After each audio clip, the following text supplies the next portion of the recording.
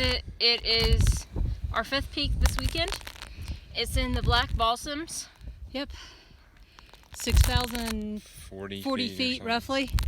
And it is really windy and foggy with like no visibility, but it's still awesome. Yeah.